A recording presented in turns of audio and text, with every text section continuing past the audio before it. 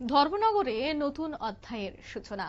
ধর্মনগরে বিধায়ক হিসেবে আজ শপথ গ্রহণ করেন জহর চক্রবর্তী। শপথের সরগরম রাজনৈতিক মহল। মন্ত্রিসভা সম্প্রসারণ এখনই কোনো সিদ্ধান্ত নেই বলেও জানিয়েছেন মুখ্যমন্ত্রী।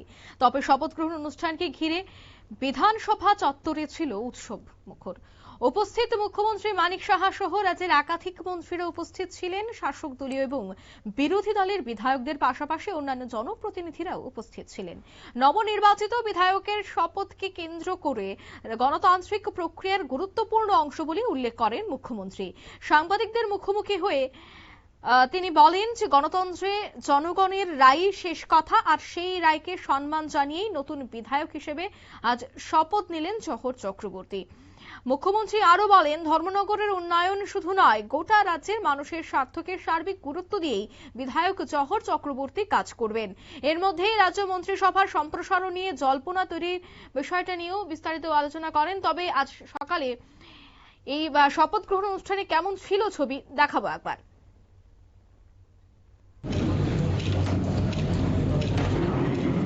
আমি শ্রী জহর চক্রবর্তী ত্রিপুরা বিধানসভার সদস্য নির্বাচিত হইয়া ভগবানের নামে শপথ করিতেছি যে আমি আইনত প্রতিষ্ঠিত ভারতীয় সংবিধানের প্রতি স্থির আনুগত্য ও বিশ্বাস রাখিয়া ভারতের সার্বভৌমত্ব ও সংহতি রক্ষা করিব এবং বিশ্বস্ততার সহিত আমার কর্তব্য পালন করিব।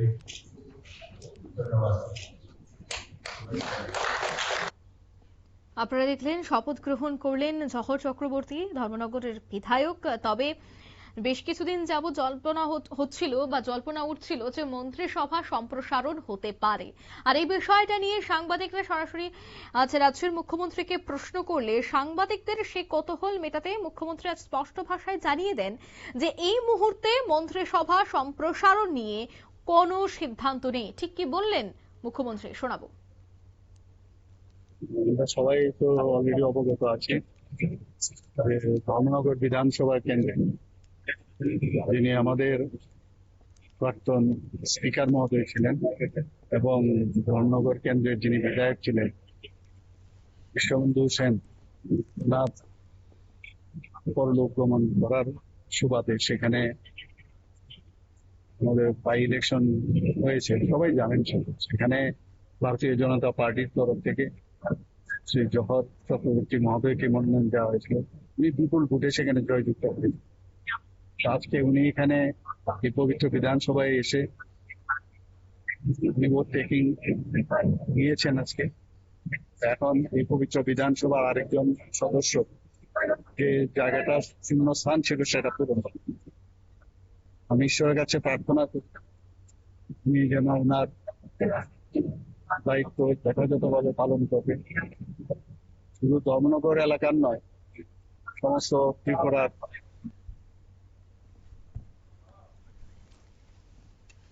রাজ্য বিধানসভার অধ্যক্ষ শপথ গ্রহণ অনুষ্ঠানে ঠিক এই কথাই বললেন মুখ্যমন্ত্রী। অন্যদিকে জহর চক্রবর্তী তিনিও কিন্তু এই শপথ গ্রহণ অনুষ্ঠান থেকে বেশ কিছু বার্তা রাখেন। কি বললেন জহর চক্রবর্তী, শোনাবো।